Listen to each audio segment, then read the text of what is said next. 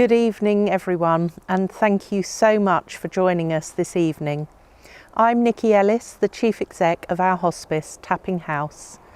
Our annual Light Up a Life service is an opportunity to reconnect with our community and remember collectively those we have lost. It is a space where we reflect on what that loss has felt like. It is a space where we stand together to support one another, and it is a space to acknowledge that another year is drawing to a close and a new one awaits us. This year, the nation came together in mourning the death of our Queen, a moment in time when everyone, from the very young to the very old, experienced the impact of loss. For some, this was the gentle noticing that something very familiar and constant had gone. For others, it was immense sadness and grief. It had an individual impact, as all grief and loss has on the person experiencing it. But what was different in this event was that it happened collectively. People spoke about death. People shared with others how they felt and what it meant to them. And we gave ourselves permission to be more public and open about it. There were celebrations of the Queen's life displayed everywhere, and respect was paid in so many ways. The queue became symbolic of the love and respect people had for her, in their desire to stand for many, many hours to formally pay their respects in the peaceful environment of the Palace of Westminster.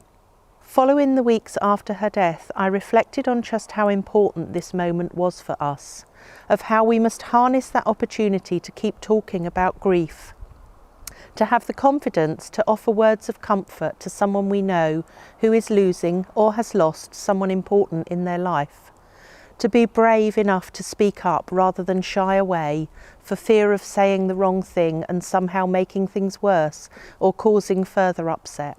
The truth is, you can't really get it wrong if you offer the intention of comfort and compassion and acknowledge that another human being is experiencing something so difficult. And for so many of you here tonight, you will know from personal experience that small acts of kindness mean the world and offer a glimmer of hope and something to hold on to as you navigate the long path ahead of you. I hope you enjoy the service tonight and take comfort from being together this evening.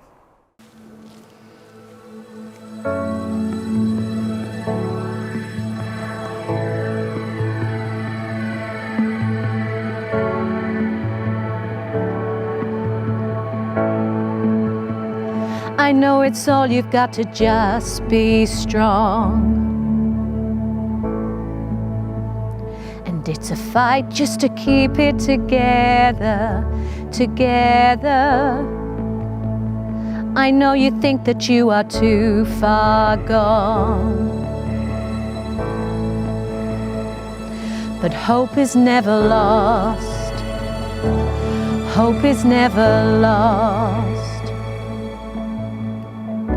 Hold on, don't let go. Hey, hold on, don't let go. Just take one step closer. Put one foot in front of the other. You'll get through this. Just follow the light in the darkness. You're gonna be okay. I know your heart is heavy from those nights, but just remember that you are a fighter, a fighter. You never know just what tomorrow holds. You're stronger than you know, stronger than you know.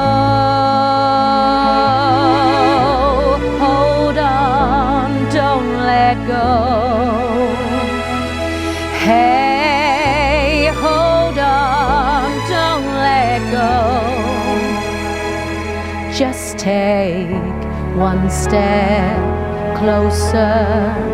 Put one foot in front of the other. You'll get through this. Just follow the light in the darkness, one step closer. Put one foot in front of the other. You'll get through this. Just follow the light in the darkness. You're gonna be okay.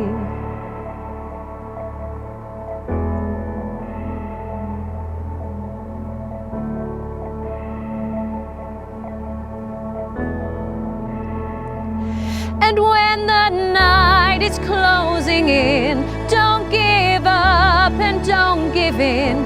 This won't last, it's not the end, it's not the end. You're gonna be okay. When the night is closing in, don't give up and don't give in. This won't last, it's not the end, it's not the end. You're gonna be okay.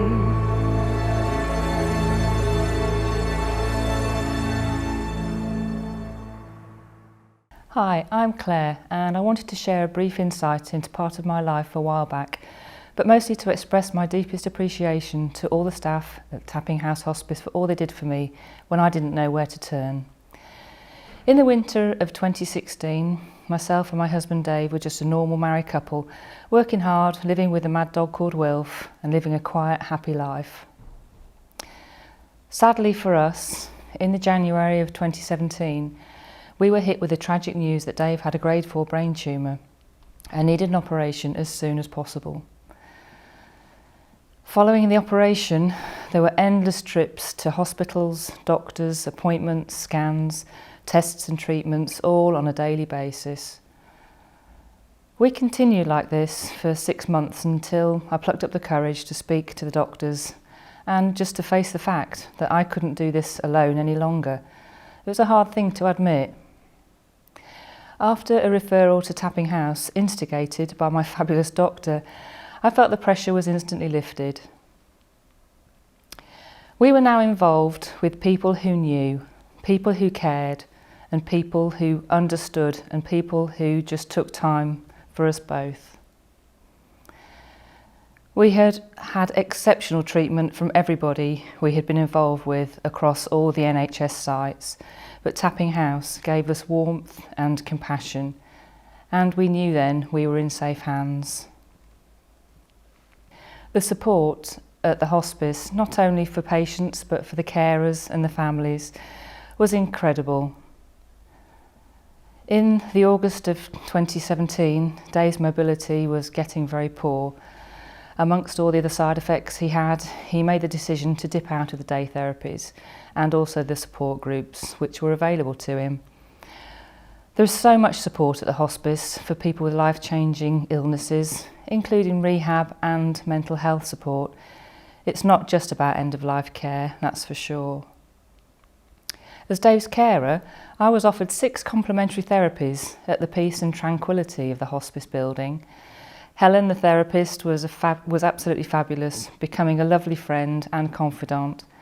And the bonus had been absolutely fantastic at massage and reflexology. It was an hour for me to be normal and to recharge my batteries, to then carry on caring. Sadly, Dave deteriorated yet again, and I found myself being brave and having to admit I couldn't cope on my own any longer, which was one of the hardest things to do when I felt, amongst other things, that I was letting down the person I cared most about. Enter the Hospice at Home team. Just wow. 2 or 3 times a day, they would make visits to us and nothing would be too much trouble. Always friendly, always smiling, and a massive support to us both. They could answer any questions or concerns that we had, and the whole team, including all the district nurses, saved my soul. Truly earth angels, that's for sure. Tapping House would arrange nightly overnight nurses, so I was able to grab some much needed sleep, knowing that Dave was in safe hands. The nurses were wonderful, their patience and their humour were immeasurable, and they became very dear to us. Sadly, on the 14th of November 2017, Dave was too tired to carry on and died peacefully at home, aged 52. Tapping House support continued relentlessly, and never once did I feel I was forgotten. After a few weeks, I was offered some bereavement counselling, which I admit I didn't think I needed, but Elaine, my wonderful bereavement support worker, was the kindest, most compassionate and caring person who would always listen and point me in the right direction with no pressure whatsoever. What a difference she made.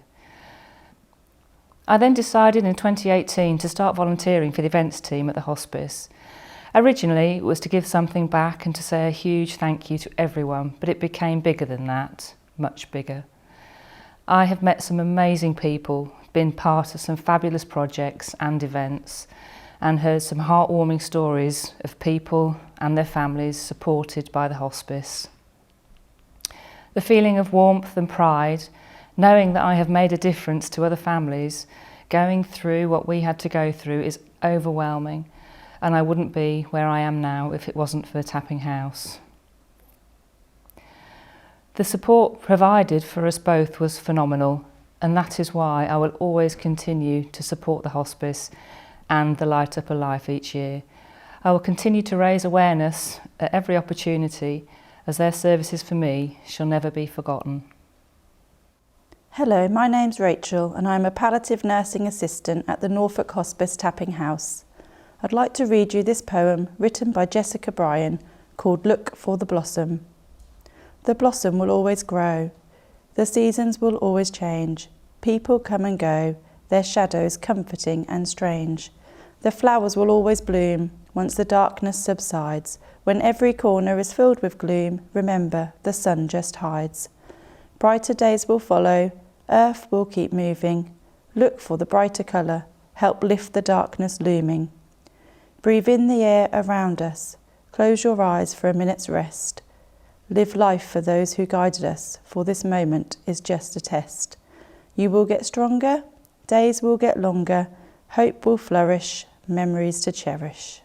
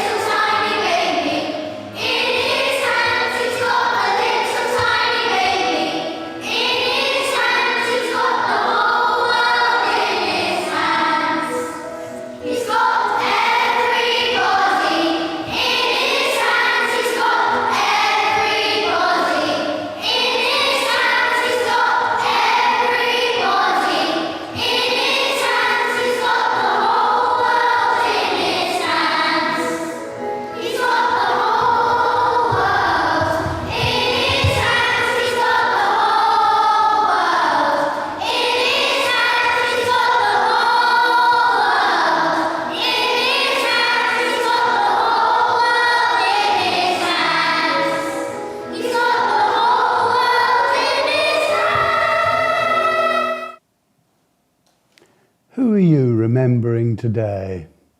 A loved one, a family member, a friend? And what do you remember? Is it the simple times when you enjoyed their company, when you laughed or cried together, when you looked at them and enjoyed their smile, their personality, their life? When I visit people at the hospice, I say thank you to them for all the good that they have done in their lives. Perhaps they can remember some of the good things that they have done. However, There may be many good things that they have done that they can't remember. And they'd be surprised to be reminded of these things. These are the different ways in which they helped people or brought joy to life. After all, what does Our Father in Heaven actually mean? To me, the word Father means a progenitor, like a good acorn that grows into a good oak tree.